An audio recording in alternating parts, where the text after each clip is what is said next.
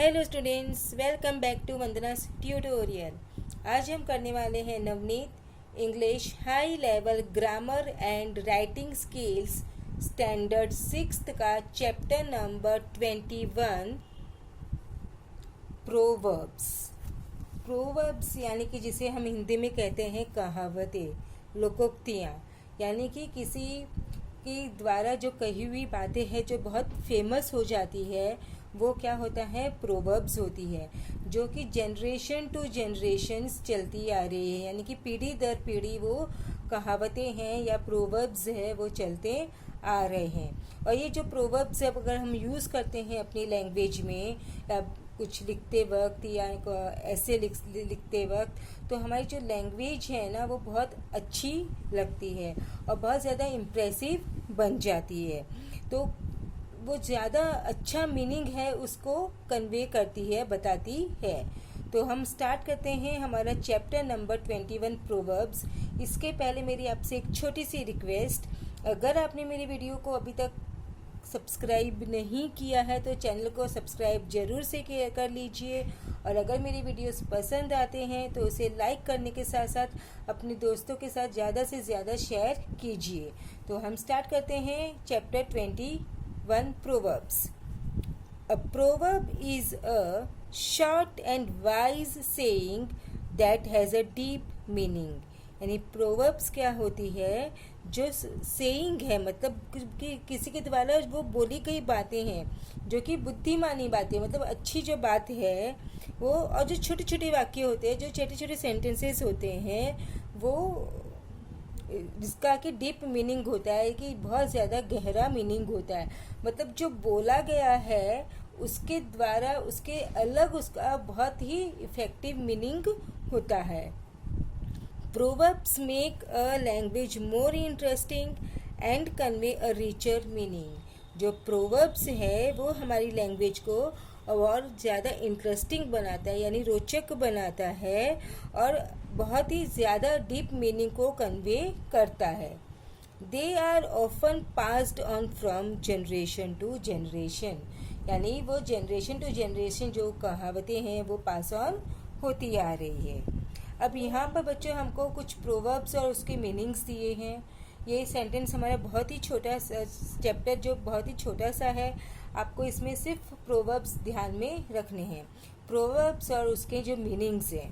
तो फर्स्ट हमारा उन्होंने मीनिंग दिया है, a friend in need is a friend in deed, यानी कि a true friend is one who helps and support you in difficulties, यानी कि जो सच्ची फ्रेंड जो होती है वो आपको आपके बुरे वक्त में आपका साथ नहीं छोड़ती। A leopard doesn't change its spots, यानी a person's inherent fault and character rarely changes, यानी कि जो इंसान जो बुरा होता है उसमें जो गलतियां होती, मतलब जो बुराइयां होती है, वो बहुत ही कम ऐसा होता है कि वो अपने आप को सुधार ले। A rolling stone gathers no moss. A person who is not stable in any profession does not collect friends, property, etc. यानी कि जो इंसान कोई एक ही प्रोफेशन में स्टेबल नहीं रहता है, मतलब वो चेंज करता रहता है बार बार, उसके बहुत ही कम फ्रेंड्स और जो दोस्त हैं वो होते हैं। A stitch in time saves 9. Taking immediate action at the right time saves a lot of work later, यानी कि हमने सही समय पर अगर सही डिसीजन ले लिया तो हमें जो बाद में होने वाली जो मुसीबतें हैं, जो मुश्किलें हैं या बहुत ज़्यादा वर्कलोड है, उससे हम बच सकते हैं। All that glitters is not gold.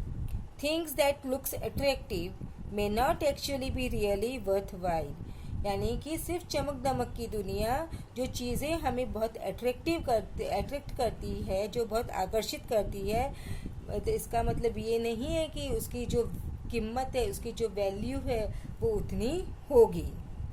Every cloud has a silver lining, something good will result from every difficulty, यानी कि हम जो हमारे पास जो डिफ़िकल्टीज आई है, जो मुसीबतें आई हैं, उसमें से कुछ ना कुछ अच्छा तो होगा ही।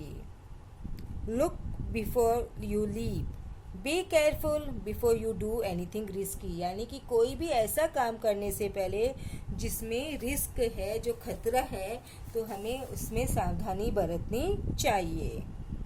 The early bird catches the worm, one who acts early achieves success.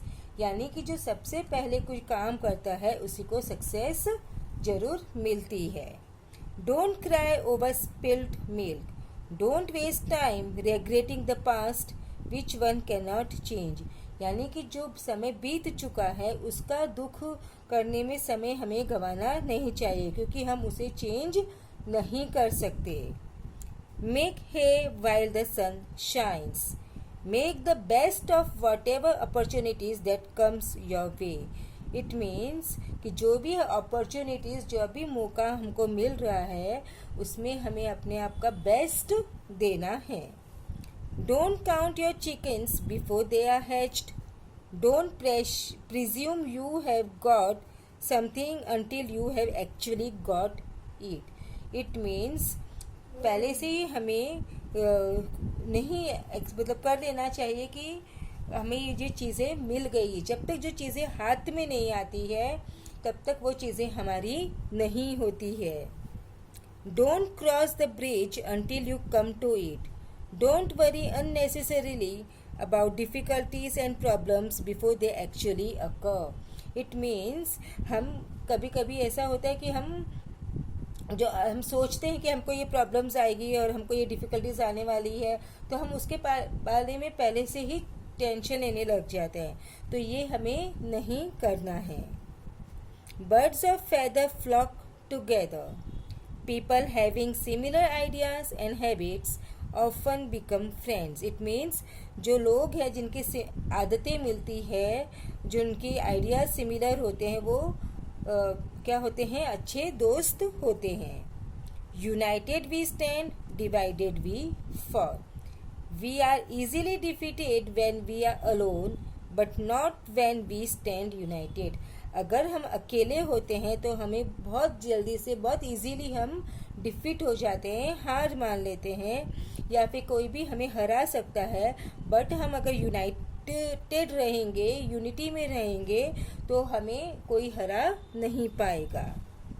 Honesty is the best policy, you will always benefit if you are honest. अगर आप ईमानदार रहते हो तो आपको क्या होगा, ज़रूर फ़ायदा होगा। तो बच्चों, ये जो कुछ यहाँ पर हमको प्रोवर्ब्स दिए थे, मैंने उस प्रोवर्ब्स के आपके हिंदी में उसके मीनिंग्स भी एक्सप्लेन कर दिए। अब हम करेंगे हमारे एक्सरसाइज। अगर इस एक्सरसाइज का आपको पीडीएफ चाहिए तो आप अपना डिस्क्रिप्शन बॉक्स चेक कर सकते हैं, उसमें आपको इसका लिंक मिल जाएगा। और इस नवनीत बुक की जो ग्रामर है उसका जो प्लेलिस्ट है उसका लिंक भी आपको डिस्क्रिप्शन बॉक्स में मिल जाएगा, तो आप जाकर वो वीडियोस भी चेक कर सकते हैं। तो exercise 1 is choose the correct options to complete the proverbs, rewrite the complete proverbs below. यहाँ पर हमको उन्होंने क्या दिया है, आधा लिखा है और उसके बाद में 4 ऑप्शंस दिए हैं। तो ये जो ऑप्शंस में से हमको करेक्ट ऑप्शन चूज करके फुल सेंटेंस में उसका प्रोवर्ब लिखना है। तो first one is a friend in need is a friend Indeed. हमने ऊपर ही पढ़ा, जो मुसीबत के समय हमें काम आता है, जो हमें सपोर्ट करता है, वही हमारा सच्चा मित्र होता है। Next is a rolling stone gathers no moss. Next, make hay while the sun shines. Next one, all that glitters is not gold. Don't count your chickens before they are hatched. Now next is write the meanings of the following proverbs. यहाँ पर हमें proverbs दिए हैं, उसके meanings हमको लिखने हैं। तो फर्स्ट है birds of a feather flock together. It means people having similar ideas and habits often become friends. Next is look before you leap. Be careful before you do anything risky. Next is every cloud has a silver lining. Something good will result from every difficulty. The next is a stitch in time saves 9. Taking immediate actions at the right time saves a lot of work later. Don't cry over spilled milk. Don't waste time regretting the past which one cannot change. Now next is, and that's the last one, make sentence of your own using any 3 proverbs of your choice. अपनी पसंद के कोई भी 3 proverbs choose करके हमको sentences लिखने हैं. बच्चों यहाँ पर मैंने 3 सेंटेंसेस लिखे हैं. इट्स नॉट नेसेसरी कि आप लोग भी यही सेंटेंसेस लिखो. आप कोई भी 3 प्रोवर्ब्स चेंज करके चूज़ करके उस पर सेंटेंस बना सकते हैं. I always try to help my friend in their difficult time because a friend in need is a friend indeed. यानी कि a friend in need is a friend indeed हमारा ये क्या है, प्रोवर्ब है. Next is when we mature we discover that all that glitters is not gold. जब हम mature होते हैं तो हमें पता चलता है कि जो चमकती हुई चीज़ है वो सोना नहीं होती. I always find that honesty is the best policy. हमें हमेशा क्या हमें फाइंड किया कि ऑनेस्टी है वो सबसे अच्छा है, क्योंकि अगर हम ऑनेस्ट रहेंगे तो हमको क्या मिलेगा, फ़ायदा ही मिलेगा. तो बच्चों इसी के साथ में हमने हमारा ये जो चैप्टर 21 प्रोवर्ब्स था वो फिनिश कर दिया. अब हम मिलेंगे नेक्स्ट वीडियो में हम चैप्टर नंबर 22 के साथ जो है यंग वंस ऑफ एनिमल्स. तब तक take care and keep watching Vandana's tutorial.